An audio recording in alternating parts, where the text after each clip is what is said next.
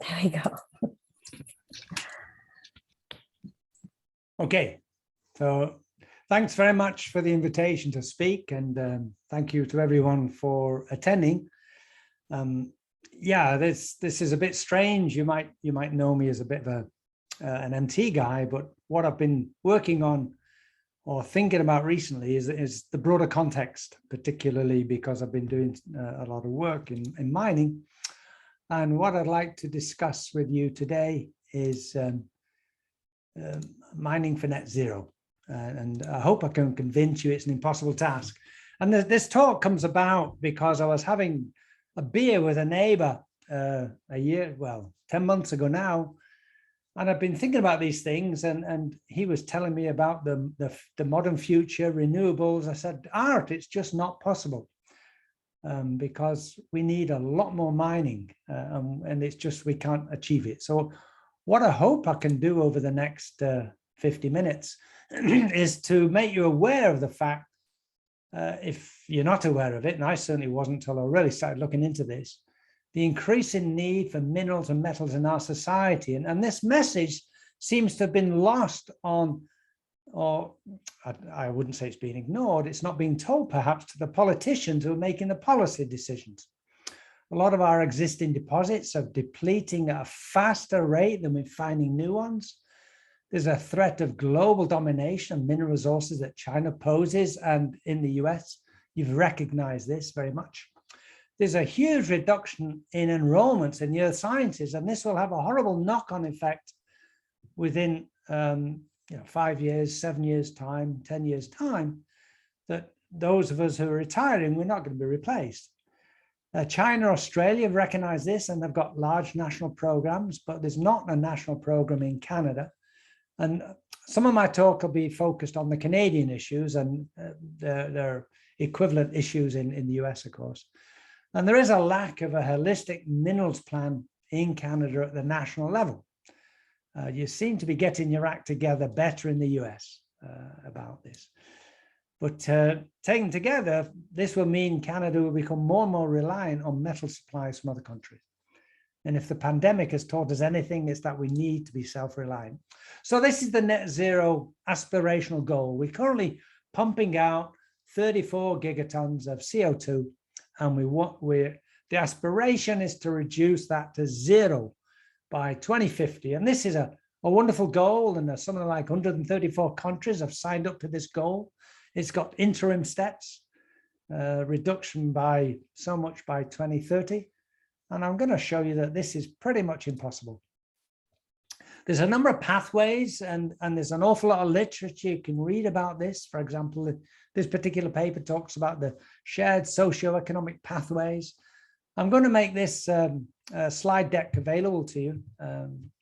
If anyone wants it, I can send it to Veronica, and you can make it available.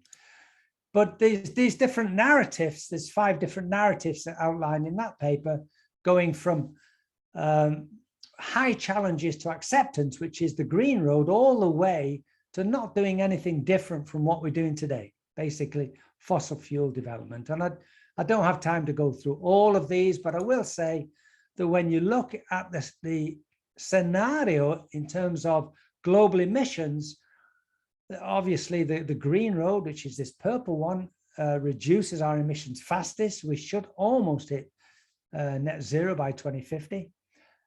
Other of those narratives are later, and some of them don't ever reach it. And you can see we're going to get global warming that varies depending on the narrative. I'm not going to talk about the broad issues related to net zero. For example, the cost of chip production is huge in terms of carbon footprint. And I'm not going to talk about the fact that we should all stop eating meat, because every single cow puts 60 kilograms of GHGs into the atmosphere for every kilogram of food. I'm also not going to talk about the challenges to net zero from particularly the major fossil fuel industries. I mean, they get a funding of about 11 million a minute, according to the IMF. And Shell has known about this. We've known We've known that Shell has known for a few years now. Shell has known about this for 20 years and tried to keep it all secret. So here we are. Here's the aspirational dream. How are we going to achieve this? We need to do a lot more mining, and yet even those who should be leading the way are getting this wrong. Here's the statement from the UN Secretary General Antonio Guterres as he opened COP26 in Glasgow a few months ago. Enough of treating nature like a toilet, enough of burning and drilling and mining our way deeper. We are digging our own graves. He's telling us to stop mining. Well, if you read the International Energy Agency's annual World Energy Output Outlook, in 386 pages, they devote 6 pages to critical minerals.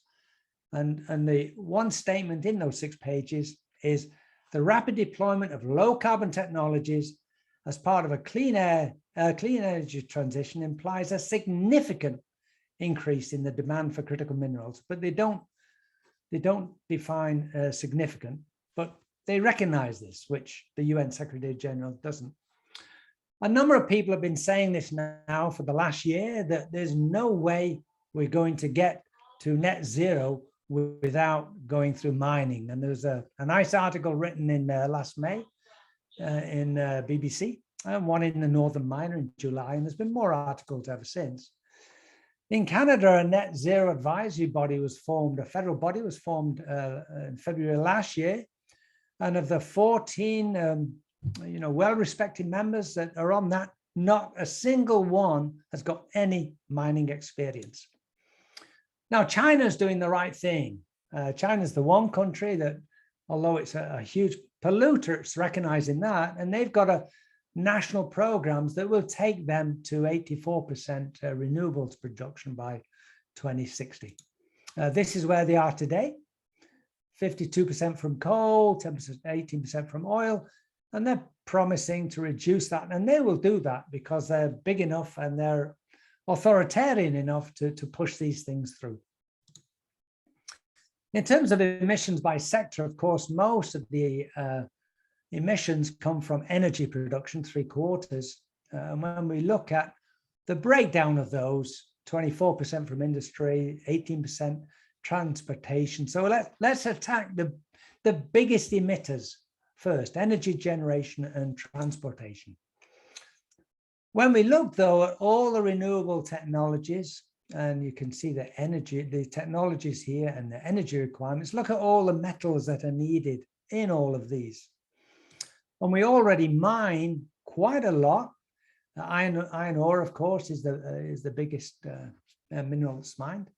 And then you can go down and you can see here the small amounts that are mined for some of the critical metals, but we have to increase those. Every American baby uses a huge amount of resources. These are here in your units, and I've put them on top in metric units. But every American baby through their lifetime will use 950 pounds of copper. But this is a baby from 2020. What the baby born in 2040 will need in terms of copper will be far more. And I'll show you why. I'm going to be showing a number of times the periodic table of the elements, and you'll remember this. And I'll refer to it for different aspects.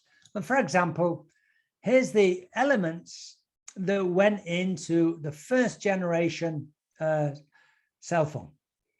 And you can see that we've tapping into about a quarter of the periodic table.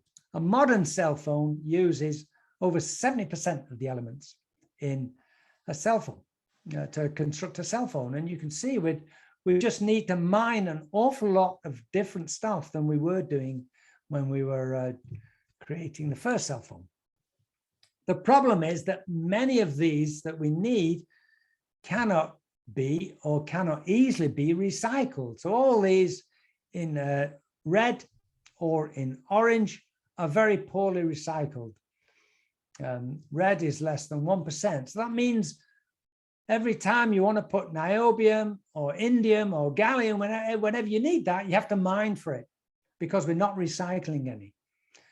Some of the better recycled copper, silver, lead, they're quite high, 55% recycling rate for copper. So here's all the elements that go into your modern cell phone. We'll talk about tantalum, but you can see those in red, not recycled. That means every single cell phone needs all those metals to be dug out the ground to make it. Now, it shocked me when I found this out, but we actually produce 1.5 billion new cell phones every year. There's something like 3 billion cell phones in use. And on average, everyone gets a new cell phone every 2 years. We're making 1.5 billion.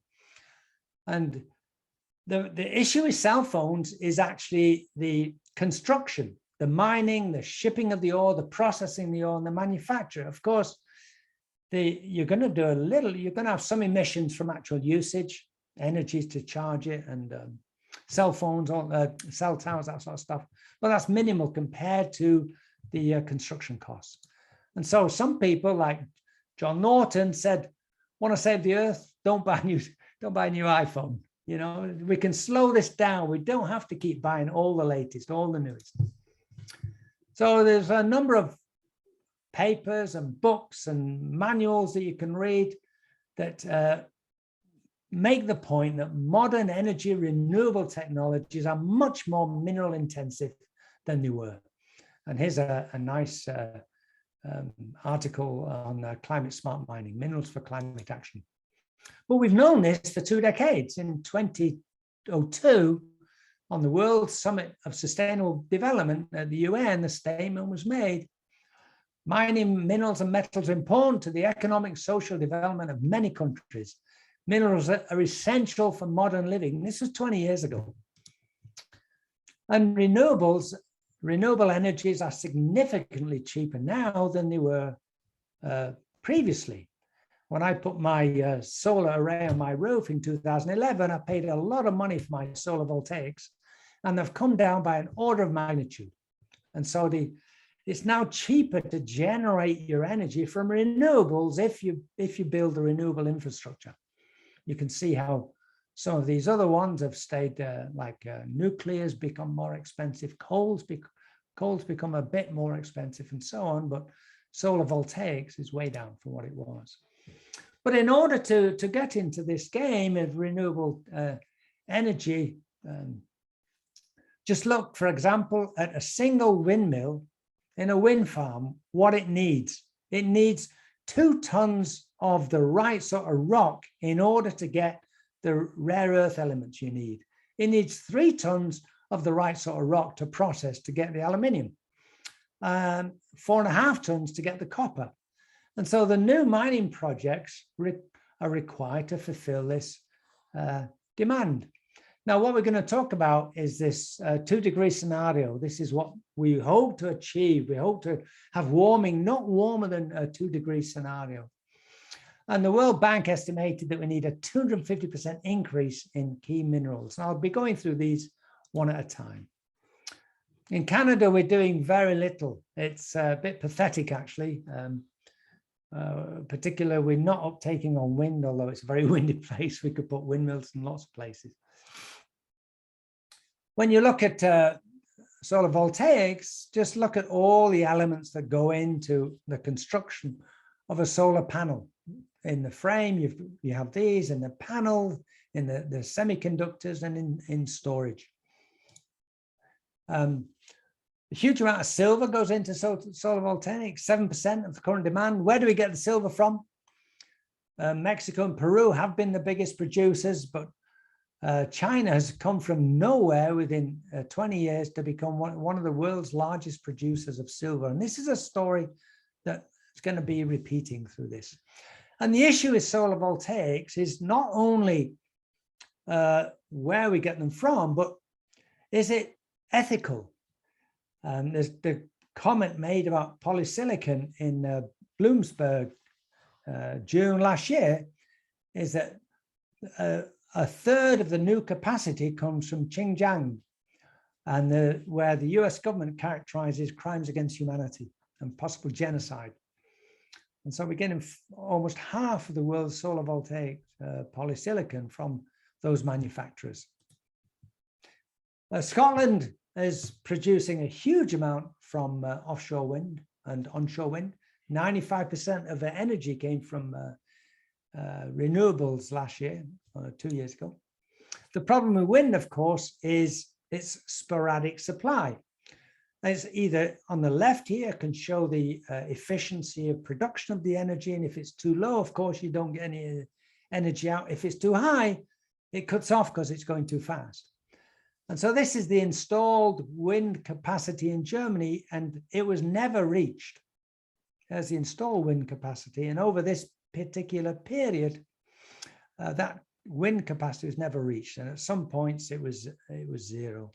And what surprised me, what I didn't know before, was that the wind speed rated annually has changed. We had far higher winds in the beginning of the last century than we had towards the end of the last century, on average.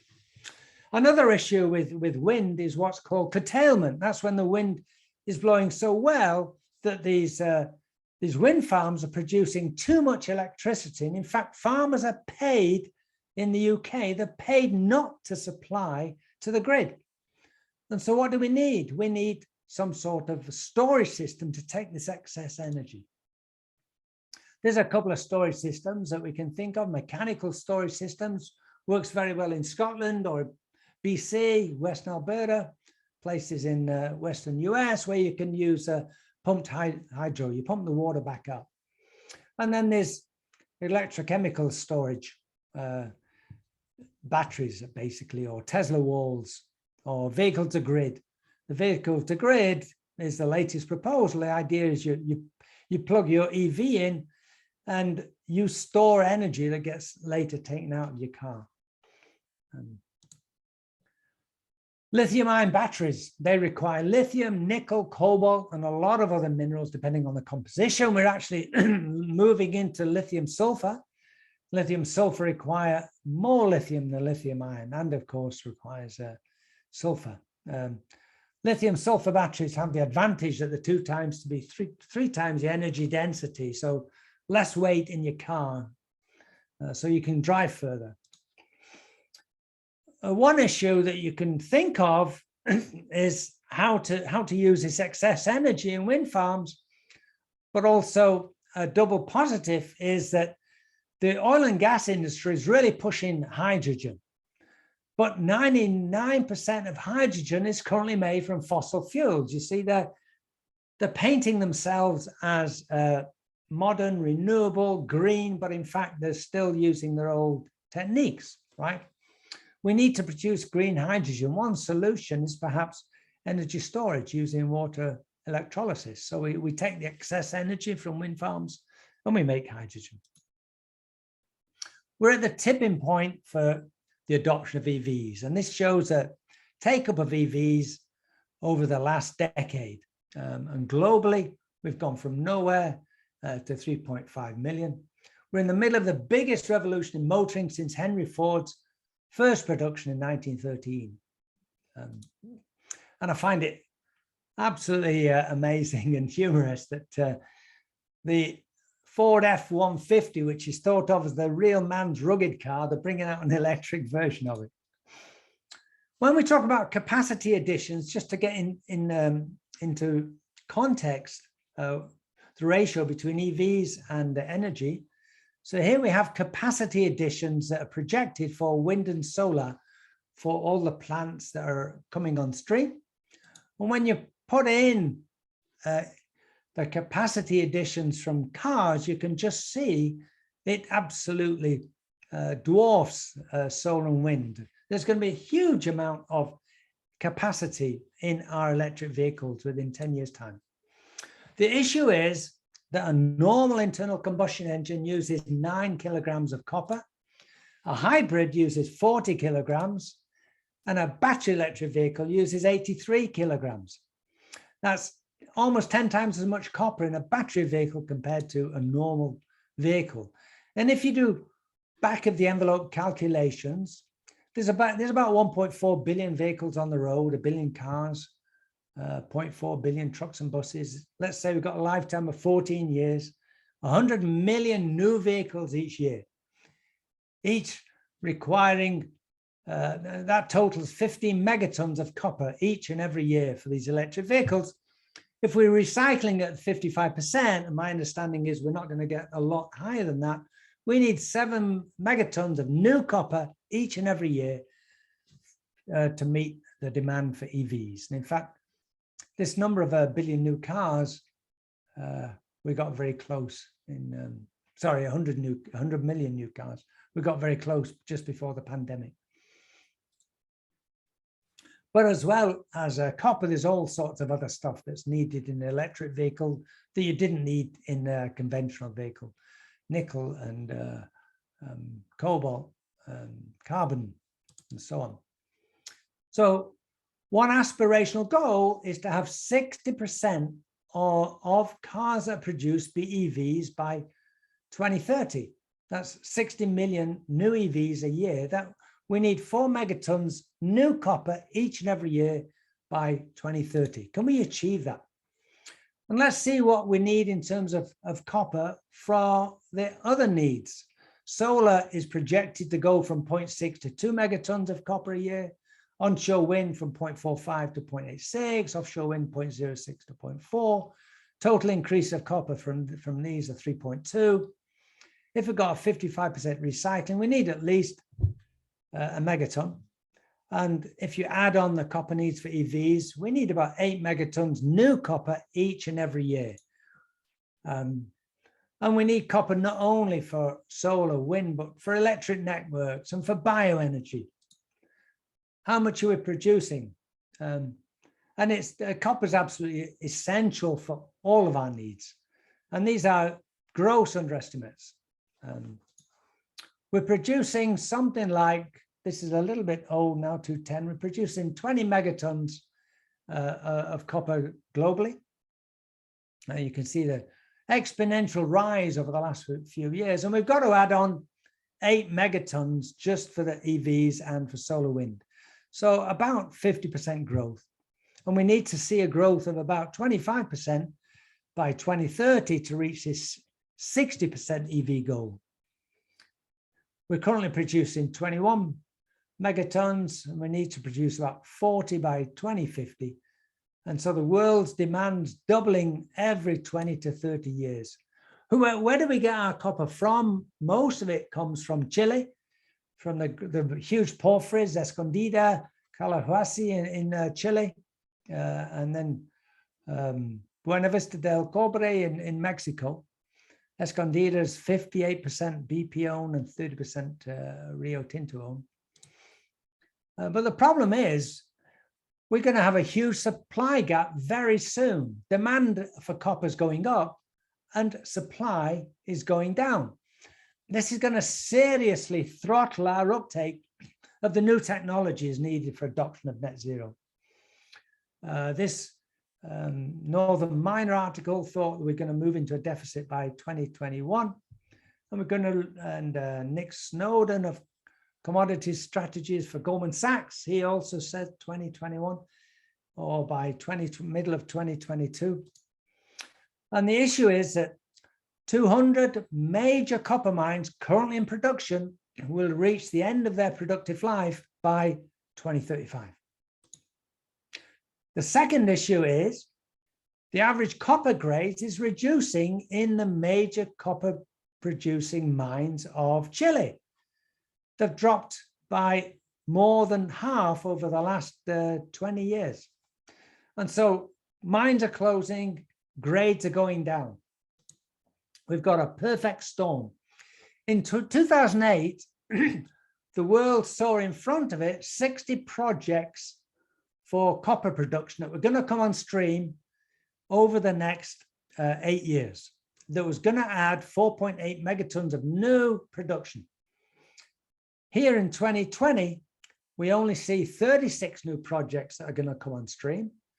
It's only going to add less than 2 new megatons of copper a year. So we're seriously in trouble. Others are beginning to say this now, worldwide. And here's a number of articles. I'll just flash through these just to make sure that this impression goes in. We're gonna miss our targets by about 30%. It's not just for copper. Lithium is just as bleak. This is our production, and this is our, depending on which scenario of recycling, this is our lithium needs. Shift from lithium ion to lithium sulfur will increase the demand. USGS estimates there's 21 megatons to be mined, but it needs to be found, it needs to be mined. Cost of lithium batteries has plummeted, just like solar cells, over the last 20 years. So there's no immediate financial incentive to move away from lithium anytime soon, but this graph will have to change because lithium is going to get scarcer and scarcer, and lithium demand goes up. What about new types of battery technologies? NIH batteries being explored as alternatives. The problem with these is that there's only 1/3 of the energy density, so you have to have them 3 times as large. So really not going to be sticking them in your car or your truck, but maybe as a battery wall. And the very latest actually is sodium-ion batteries. And these, the nice thing about sodium-ion batteries is that they're being promoted. A lot of advantages. They're cheaper. They are low risk compared to safety. Lithium batteries, of course, have been blowing up on planes and things. And they're very abundant. The materials are very abundant compared to a lithium-ion battery. We're going to be doing some recycling, and that's going to be a huge business, 31 billion by 2040 of lithium-ion battery. There's hardly any recycling right now. Cobalt's the same issue. We're going to go into a supply gap this year or next year. Most of our cobalt currently comes from the DRC, and it's tripled its production since 2008. So we're beginning to have a dangerous dependency here. And that's another issue with minerals, is dangerous dependencies. Now, cobalt isn't defined as a conflict mineral like some minerals we're going to be talking about, but it does come from southern DRC, where there are questionable human rights records. And this just shows the DRC production compared to the rest of the world. It's absolutely huge. And as you can see, even though it's not a conflict mineral, it's still associated with child labor, corruption, crime, poverty, and hazardous mining activities. And so in order to address this, there's a number of bodies around the world that are trying to make sure that we have ethical supplies. And there's the Fair Cobalt Alliance, which is trying to make sure that, you know, there's ethical supply of these minerals. What about putting batteries in trucks? Well, that's going to be way too much. And so one proposal in England is actually to put lines above the highways that these trucks would run off. But to me, you've just then made a railroad. We have railroads.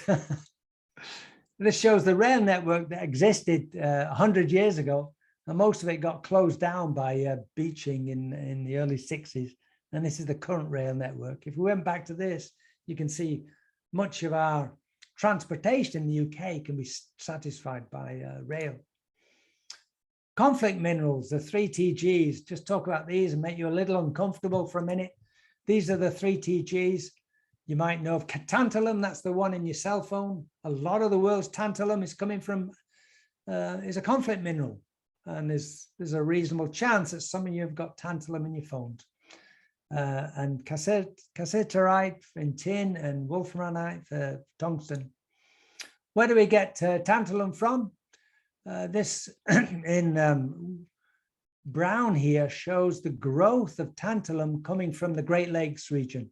And this isn't the Great Lakes region of North America, but the Great Lakes region of Central Africa, Eastern DRC, Burundi, and Rwanda. And again, the world is addressing this now with what's called a Responsible Minerals Initiative. And so what we're moving to is this idea of having ethical mineral supply, just like we have ethical diamonds and ethical foods. And there's a number of sub-bodies of this. As I mentioned, the Cobalt Initiative, there's a Copper Association, Jewelry Council, Tin Association, Micro Association, and so on. And Seagate is one of the first companies to step up to the plate and say it's going to responsibly source all of its minerals for all of its drives and other devices it produces. Tesla, BMW, Volkswagen, Ford are so worried about copper supply that they have signed up to this Responsible Minerals Initiative. And there's a huge carbon cost, though, to how we produce these metals and minerals. We find them somewhere, we mine them, that takes energy, which is greenhouse gas producing. We move them around, we process them, and so on. And they require a lot of electricity. And so the largest copper mine in the world, Escondida, is actually now all renewables. The energy to take this copper out of the ground is the first in the world to become a fully renewable energy source to at least get the minerals out of the ground. Another issue is supply risk. For example, niobium, which is used in a huge number of things. 95% of the world supply comes from Brazil. And if for whatever reason Brazil decides to not play the nice guy, we're going to be in trouble worldwide. And then magnesium. China's become a huge dominant supplier of magnesium. And if China starts to cut the supply of magnesium, either because it needs it for itself or for political reasons, that's going to have huge knock-on effects worldwide. The US has recognized this, and in a recent open file has published this table, this periodic table showing the reliance on China of particular metals and minerals, and those are in the darker shaded colors here. And the US wants to do something about it. One thing that's often not considered is the cost of moving stuff around. And in fact, the commodity that's moved around in terms of the weight and the distance most in the world is ore, slag, and ash. And this produces 1 billion tons of CO2 equivalent. So it's a major producer. It's a 3% producer just from all the shipping worldwide. And these two graphs show you that HS26, which is this ore, slag, and ash category, it has the greatest volume by trade, and it moves the greatest distance of any other commodity. So lithium, we mine it in Chile, we send it to China for refining, and then we send it back to America for cell production. And it's been estimated that a lithium battery travels about 50,000 miles, or the parts of it, the different minerals travel 50,000 miles.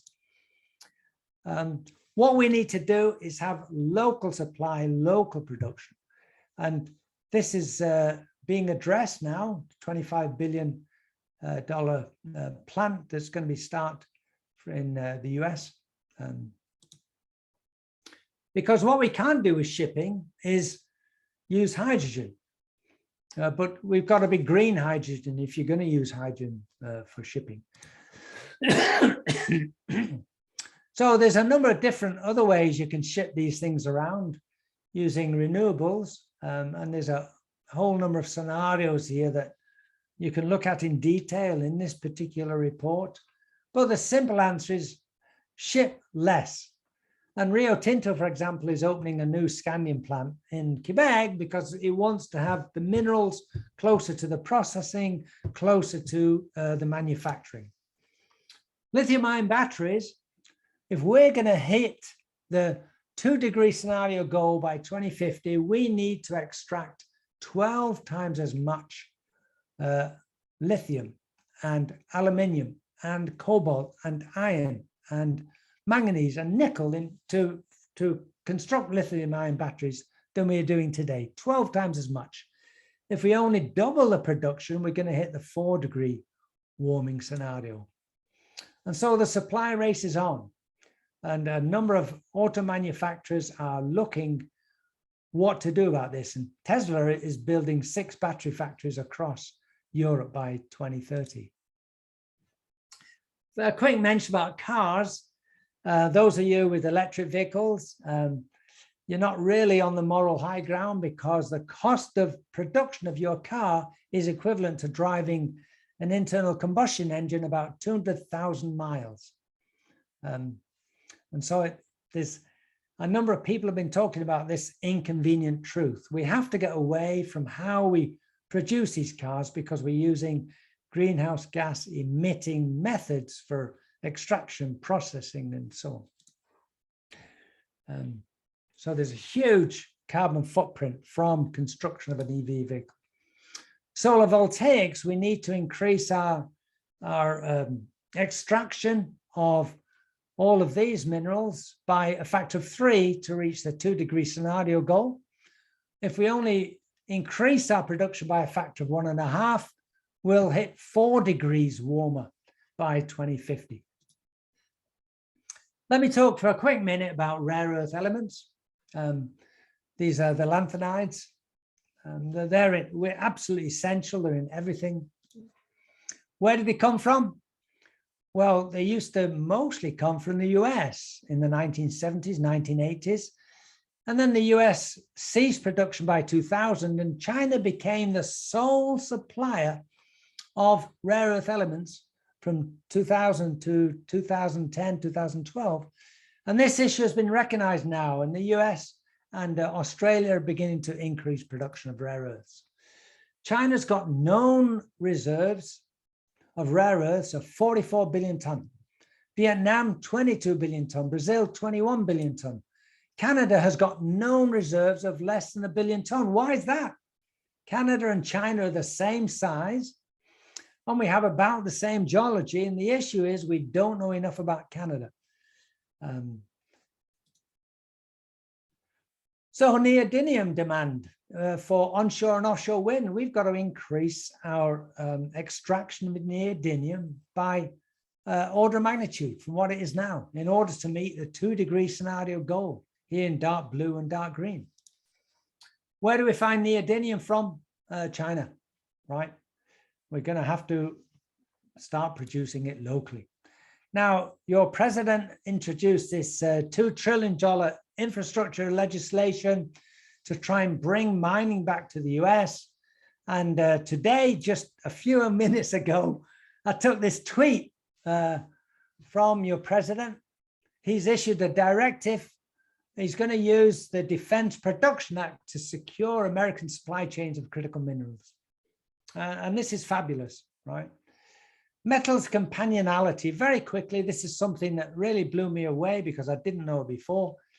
But all of these minerals in red, you don't actually mine for. You mine for other minerals, and these come as byproducts. So, for example, when you mine for zinc, you get indium, germanium, and cadmium. And when you mine for tin, you get niobium, tantalum, and indium. Where do we get our zinc from? Mostly from China. If we stop mining for zinc, then suddenly we've not got indium, germanium, or cadmium anymore. As you know, an ore body might have a large mineralization, and it's got a much smaller mineral resource, and within that, it's got a very small ore reserve. And the statistics these days are not very good at all. Of 3,000 discoveries, only one these days makes it to a mine. And it takes a lot longer. These 5 or 6 plots here are the discovery period of mineralized bodies and the time it took them to mine. And in the 1950s, 50% of worthwhile discoveries became mines within 15 years. In the 2000s, it's 10%. And this is because of all the regulatory requirements and so on. And so it's harder to find these things. And when we do find them, it's harder to bring them to mine. And so our known deposits are depleting and our new ones are not being found quickly enough, right? Here's a discovery, and particularly for base metals in green, you can see we're not discovering new deposits. at all as quickly as we need to these days. And when you look at copper in green, and this shows also nickel and lead, this shows worldwide the discovery space in terms of depth of the deposits. And you can see that two things is happening over time. First of all, discovery space is getting deeper. And the second thing is deposits are getting smaller. And so we've found all the easy big ones close to the surface. We've found almost all of those. There might be a few more lurking in hard to get to places. But we're now having to look deeper, and we're having to find smaller ones. And this needs geophysics, big time. And a lot of new discoveries these days are being discovered by the juniors, not the majors, but by the juniors. 83% of all discoveries were found by junior explorers. BHP is recognizing this problem, and they're doubling their base metals exploration budget. I've not seen any other mining company go as far as this. Now, we know where to look because we know plate tectonics, right? We know where to look for mineral deposits. We just have to know the previous tectonic history. And then it's not a random game here. We know exactly where to look. The trouble is we don't know everything. And it just shows you where I am over here in Ontario. We've got two greenstone belts, one in the west and one in the east. The eastern greenstone belt, the Abitibi, is very rich in metals, and it's been producing metals for 100 years. Over in the west, we have greenstones that have got no metals in. And so there's a program called Metal Earth from Laurentian University, try to understand why these two areas that have very similar geology, very similar timescales, are so different in their metal endowment. And just to throw in an MT slide, this is probably one of the most shown MT models in the world. This is the MT model of Olympic Dam, of course, from the Australian group. And on the left and the right, you've got two other known mineralized bodies, Werder Well and a Vulcan. And you can see that there's something in the crust, and you have these fingers going up to these mineralized zones. This is why MT is being used in a lot of countries. The problem is the people, right? Here's the size of the SEG, and over half of the SEG is old. And by old, I mean over 55. The number of young people entering is decreasing. And it's unfortunate because the nice thing about the geosciences, particularly geophysics, is the employment rate is low, and the male-female averages are pretty similar for your income. So we're not attracting students. Concerns have been expressed in many countries. Mining is associated with low and dirty technologies, but we're using methods in mineral exploration that is just as advanced as those in space exploration, medical sciences. And yet we're seeing a huge drop-off in his enrollments in Australia, United Kingdom, and United States, showing drop-offs in enrollment over the last years. It's been estimated by the American Geosciences Institute that by 2030, there will be a shortfall of 130,000 geosciences in the US alone.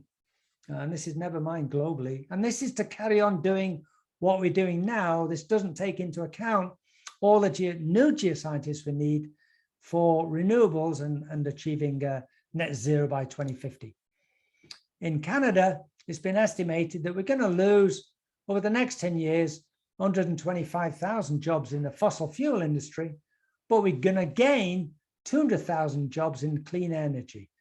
The trouble is the people with those skills don't have the skills to move into those jobs. And this just shows how the current oil and gas industry dwarfs everything else. Each of these circles is the size of the industry, and the big circle on the outside is oil at 1.7 billion. And you can see these other industries. We've got to change this. Oil and gas is 50% of geoscience, but that's got to change. Mining's got to grow hugely to meet these needs. Oil and gas, though, is recognizing this, and it's trying to pivot into becoming labeling itself as green. I won't talk about the SEG. So Shell, for example, call themselves now an energy provider, an energy user, partner for change. And Shell's commitment to net zero is they're not going to stop producing petrochemicals, but they're going to produce them in a manner that does not produce any carbon emissions. So they're going to carry on making petroleum to stick in your cars, and it's your fault if you're producing the emissions, right? Geophysics is growing, but not enough to meet the needs. And this shows how it's expected that in the Americas, there'll be quite a large growth of geophysicists. The current market of geophysics is around 15 billion, projected to be 21 billion. So we're going to see a large growth in geophysics. We need a lot more geophysicists to meet these goals. China recognizes this, and they've got this program called SinoPro. SinoPro phase 1 was a $500 million program. SinoPro phase 2 is a 40 billion yuan program, which is almost 8 billion Canadian. And he put that proposal in. He was told it was too small, so he put in an even bigger one, 65 billion yuan, and that was funded. And that works out to about $9 Canadian, which is $6 US dollars per person. So if they can afford it, we can afford it. But the one thing they've done in China is that they've elevated Earth sciences at the same national level of importance as space sciences and health sciences. Now, the Duke of Cambridge, I'm not a royalist myself. I'm not a royalist, I won't say anymore. But anyway, Prince William, Duke of Cambridge, suggested that entrepreneurs should focus on solving the problems of the Earth rather than engaging in a new space race. And this is in response to all the billionaires who are finding themselves off in space. What I've never understood, because I've worked closely with astrophysicists, why is it that we spend far more, that is, we give grants far more for discovering and understanding exoplanets than we do to understand our own planet?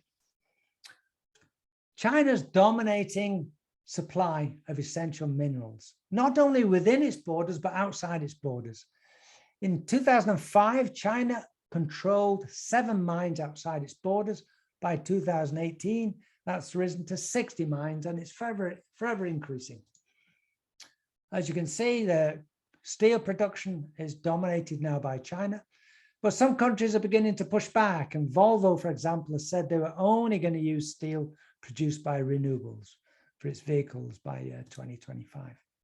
Australia have got a program called Uncover with 3 components: regional EM, regional airborne EM, and a seismic array to try and understand it. But perversely, the Australian universities are closing down their science departments. And this is something put together by Kate Selway. Some of you will be familiar with Kate, showing how the various universities are closing down various earth sciences courses and departments. Canada, we've done a lot of talking, but not much action. We've got the same geology as a lot of other countries. We've got the right ingredients. When you look at top mining companies, we're way down, and it's a potash company in Saskatchewan, 14th in the world in terms of money. And then in terms of production of all of these metals that we see here, Canada doesn't figure until you get to second in niobium. Rates nowhere. So if we don't do something soon, and a lot of this is just as valid in the US, we're going to have to import metals from others. This shows a USGS map of major deposits, and I'll show you this to show how blank most of Canada is. And it's not because it's nothing there, it's because we've just not been there. Now, some months ago, the Tesla chair, Robin Denholm, went to Australia and gave Australia $1 billion to build electric vehicle plants. And she said Australia is the only country in the world with resources in all 3 of the critical battery metals. Well, this is nonsense. Canada's rich in all of these things. But but they went to Australia because the geology is better known and the country's mining friendly. We've got Canada and the US have got a shared interest in securing self-sufficiency in critical minerals.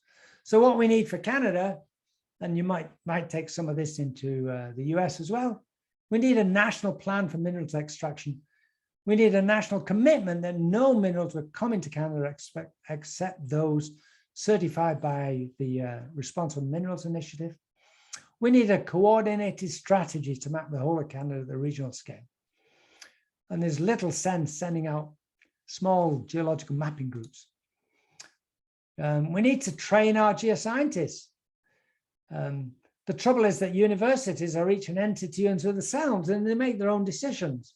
And so that there isn't a national program, and we need coordination. There's no path to net zero without a lot more mining. A huge number of new economic deposits must be found, and very quickly, if we're to achieve net zero. All the easy ones to find have been found and have been exploited. And we have to go now to hard places, hard because of geography or politics, or hard because of death. But the drive to net zero cannot come at the cost of environmental degradation or human rights abuses. And Canada and the US can contribute significantly through clean mining, resulting in ethical supply. But this should be a national strategy.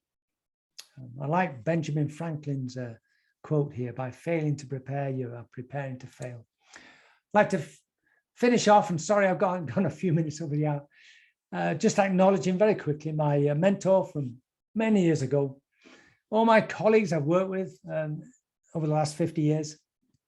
I'd like to mention Simon Jarrett. He gave me his GeoHub talk when I put my first presentation together, and some of his materials in this talk. And he gave an excellent webinar in my MNR series last week. And he's an economic geologist, and he talks about a lot of different aspects from economic geology. And I'd like to thank you all for listening to me. Thank you. Thanks, Alan. That was a fantastic talk, a lot to think about. So even though we are a little bit over time, usually people can stick around. So if you want to stick around, please do so. And do you have questions for Alan? Feel free to unmute or type it in the chat. I can read it. David, you have, yeah, go ahead. I've got two questions. A really great talk, Alan. First of all, definitely the focus on metals, it is, incredible how the renewable energy side seems to not see that part of it and kind of ignore that. I'm wondering, but the one thing I've heard is also just solar panels, getting the silicon for solar panels involves quite a bit of mining, just because you need pure quartz. You can't just use beach sand like was originally said. Yeah, right. Does that come out? I'm curious, does that come though as a result of, say, gold mining? Do you get enough silicon out of, say, gold mining, those kind of deposits, that you don't need to really worry about mining pure quartz veins? Yeah, I don't know. And then the second, sorry, I can't. You'd have to ask Simon Jarrett. As I showed you, 50% of polysilicon is coming out from Western China right now. So. Yeah. And that was the second question, that was, the lower cost of renewables. Is that just because China, as an authoritarian nation, can mine this stuff without worrying about certain things, and so the cost of the mine is so low that then it translates to lower prices in renewable energy sources? Yeah, I mean, very quickly, what happened in Ontario here, we had a program to promote uptake of solar panels, and this program was called Microfit. And in order to be successful in the Microfit, 80% of the components had to be manufactured in Ontario. And so some solar panel manufacturers, major ones like from Germany, they opened a plant in Ontario and started producing. But then Ontario got taken to court by the US and lost. And so now what's happened is the market's flooded with Chinese solar panels, and that's great up to a point, but they don't seem to have the robustness, shall we say, the Longevity. manufacturing standards that the German Yeah. companies, for example, have.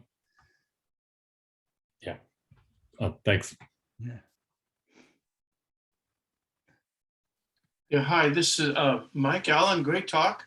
Thank you. I have a question about how we find all these minerals. Are we using the traditional EM methods, or are there new methods that we have to develop to find this huge array of minerals we're going to need going forward? And what sort of skills we need to learn to find them? Yeah, well, I think what we need to do is EM, from my perspective, electromagnetic methods is becoming a bit of a dying discipline, in as much as not many EM trained professors or academics are being hired at universities. And when you look across the landscape, when I came to Canada, there were 26 people across Canada in faculty jobs or government jobs who are doing EM, and there's now 7. And that's just in our country, right? And so that means there's far less students being trained.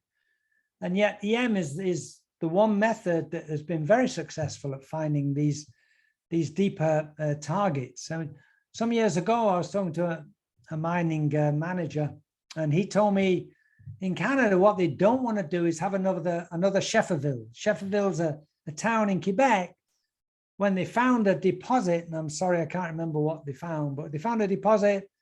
They built a town around that deposit, and that deposit is now worked out. And so now they've got a situation where they've got this town, people living in it with no work.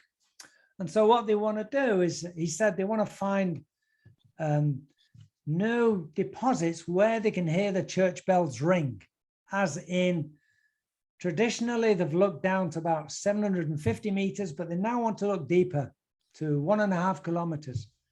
And so this is where particularly large-scale control source methods or natural source MT methods come in very well at finding them. But then once you found them, you found some sort of blob, some sort of anomaly, you might want to go in with a higher resolution technique, and seismics is proving to be very successful.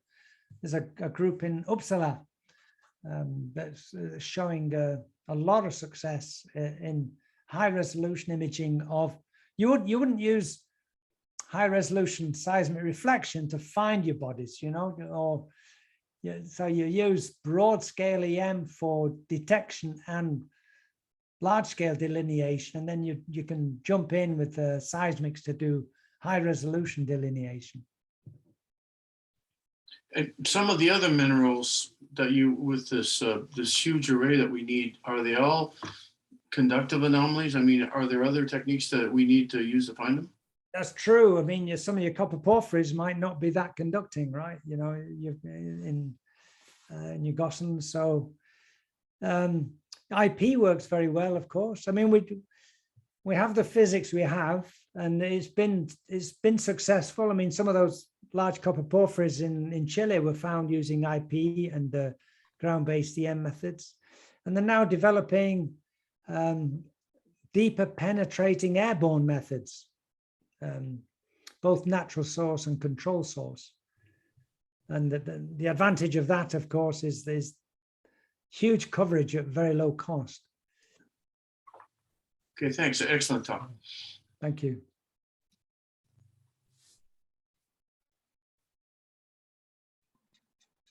Hi, Alan. Hey, Paul. Nice to see you. Hey, likewise. Hey, I've got a sort of a general question. So thanks for the talk. This is actually the second time I've seen it, and I got more out again.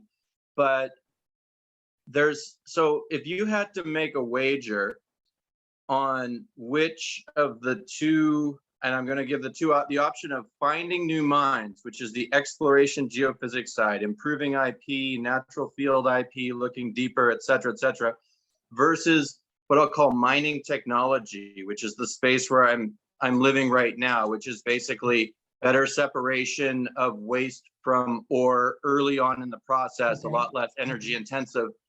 Which of the two would you say is one of them clearly dominant? Yeah, I have to be honest, Carl, I don't know enough about the second. I really don't know how much more efficient you can become.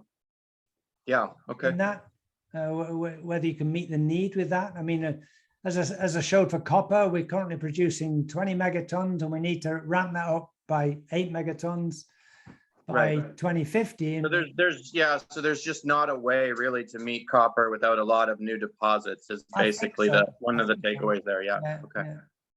yeah. Okay. Thanks. Yeah.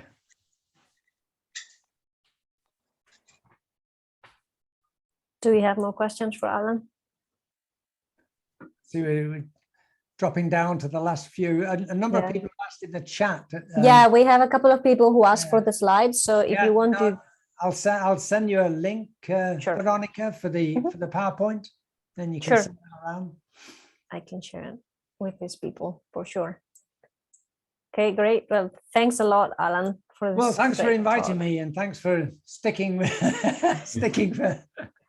Yeah, it's been a Sure. bit longer than. No, but that's fine. I mean, people were interested and everyone stuck around for the discussion, so it's great. Yep. Thanks, Alan. Great. All right, Thank you very much. This was very Thanks. interesting. Thanks, Alan. brilliant. Okay, bye everybody. Thanks, Alan. Bye.